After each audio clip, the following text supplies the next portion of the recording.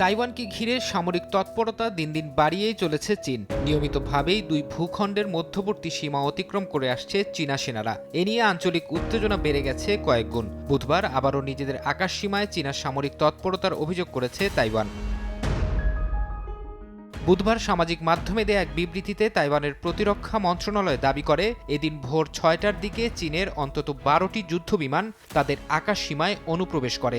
একই সঙ্গে প্রণালী ঘিরে টহল দেয় চীনা নৌবাহিনীর অন্তত ৭টি অত্যাধুনিক নৌযান। সেই সঙ্গে দ্বীপটির চারপাশে ওড়ানো হয় কয়েকটি নজরদারি বেলুন। চীনা যুদ্ধবিমানগুলোর মধ্যে অন্তত ৮টি দ্বীপটির মধ্যরেখা অতিক্রম করে বলে দাবি করেছে তাইপে। চীনা বিমান ও নৌযানের উপস্থিতি টের পেয়ে নিজেদের সামরিক বাহিনীকে সতর্ক অবস্থায় রাখে তাইওয়ান।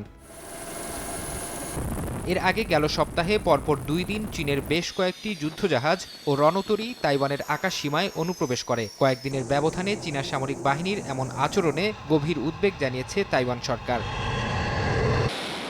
তাইওয়ানের আশপাশে নিয়মিতই টহল ও মহড়া চালিয়ে আসছে চীন। দ্বীপটির আকাশসীমায় বেইজিংয়ের যুদ্ধবিমান ও রণতরীর অনুপ্রবেশ চলতি বছর আরও বাড়তে পারে বলে আশঙ্কা বিশ্লেষকদের।